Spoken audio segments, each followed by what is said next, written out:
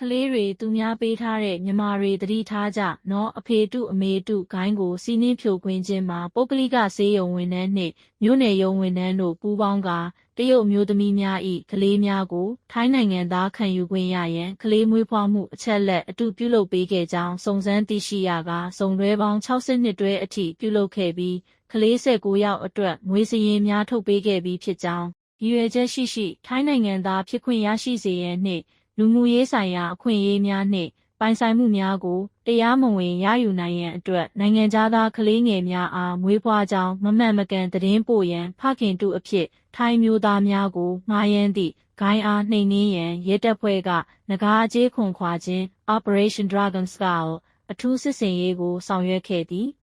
ရင်းလုပ်ရက်သည့်အမျိုးသားလုံခြုံရေးကိုထိခိုက်စေသဖြင့်ဒုတိယရဲချုပ်ရဲဗိုလ်ချုပ်ကြီးစန်းရိန်နှင့်အထွေထွေအုပ်ချုပ်ရေးဦးစီးဌာနအဂတိလိုက်စားမှုတိုက်ဖျက်ရေးကော်မရှင် PACC နှင့်ငွေကြေးခဝါချမှုတိုက်ဖျက်ရေးယုံ AAAO တို့နှင့်ပူးပေါင်းကတနိုင်ငံလုံးရှိပြစ်မှတ်42ခုကိုအင်အားသုံးဝင်ရောက်ရှာဖွေဖမ်းဆီးခဲ့ကြောင်း